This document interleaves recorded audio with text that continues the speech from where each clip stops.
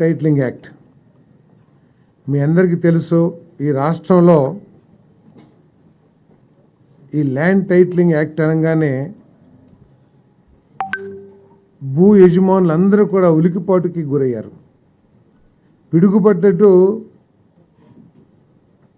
భయపడిపోయారు, భయాందోళనకు గురయ్యారు. ఈ ల్యాండ్ టైటిలింగ్ యాక్ట్ ఒకసారి మనం చూసినట్లయితే గత ప్రభుత్వం ఎంత బాధ్యతారహితంగా పరిపాలన చేసేదో అర్థమవుతుందని చెప్పేసి నేను మీ అందరికీ కూడా మనవి చేస్తా ఉన్నాను.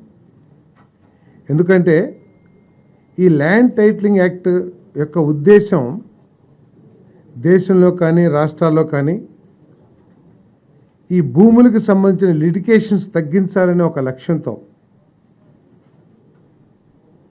ఈ చట్టాన్ని తీసుకురావాలని ఆలోచన చేసింది కేంద్ర ప్రభుత్వం.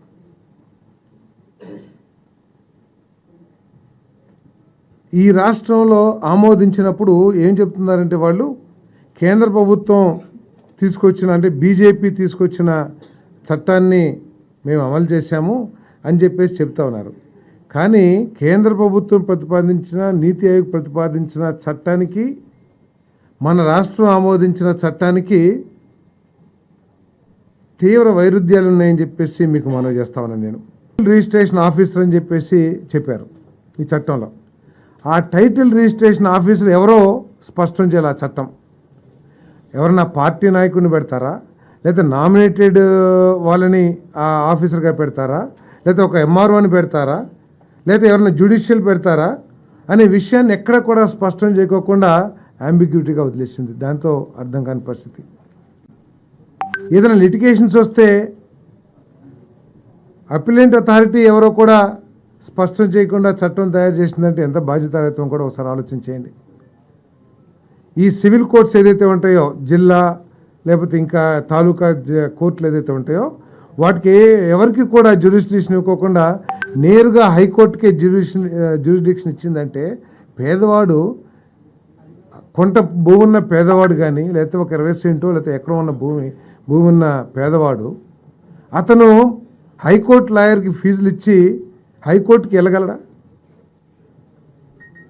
అంటే ఏ ఉద్దేశంతో సివిల్ కోర్ట్స్, అది పేరే సివిల్ కోర్ట్స్, సివిల్ మ్యాటర్స్ హైకోర్టుకి వెళ్ళినా కూడా ముందు మీరు సివిల్ కోర్టుకి వెళ్ళండి అని చెప్పేసి ఉత్తర్వులు ఇస్తారు హైకోర్టు కూడా. అటువంటి సివిల్ కోర్ట్స్ని తీసేసేయాల్సిన అవసరం వచ్చిందో కూడా ఇక్కడ అర్థం కాని పరిస్థితి. ఇటువంటి భయాందోళన పరిస్థితుల్లో, ఎందుకంటే మనకి ఒక ఎస్టాబ్లిష్మెంట్ రెవెన్యూ లాస్ ఉన్నాయి మన రాష్ట్రంలో మొట్టమొదటి నుంచి కూడా. ఏదో చిన్న చిన్నవి ఉంటే వాటిని ఎనామిలీస్ అన్నీ కూడా మనం తీసేయడానికి ప్రయత్నం చేయొచ్చు. కానీ ఈ విధంగా స్వార్థపూరితంగా దోచేయాలన్న ఆలోచనతో ఒక యాక్ట్ తీసుకురావటం అనేది చాలా బాధాకరం అని చెప్పేసి మనం చేస్తాను. మరి ప్రజలకు భరోసా కల్పించడానికి మరి ఈ చట్టాన్ని రద్దు చేయాలని చెప్పేసి క్యాబినెట్ తీర్మానించింది. ఒరిజినల్ డాక్యుమెంట్స్ కూడా పొందే అవకాశాన్ని, ఎందుకంటే యాక్ట్ ప్రకారం ఒరిజినల్ డాక్యుమెంట్స్ కూడా రావని చెప్పేసి అర్థమవుతా ఉంది. ఒరిజినల్ డాక్యుమెంట్స్ కూడా మరి వారికి ఇచ్చేస్తాం కూడా జరుగుతుందని చెప్పేసి మనం చేస్తా ఉన్నాను. ఇంకా 3వ పాయింట్,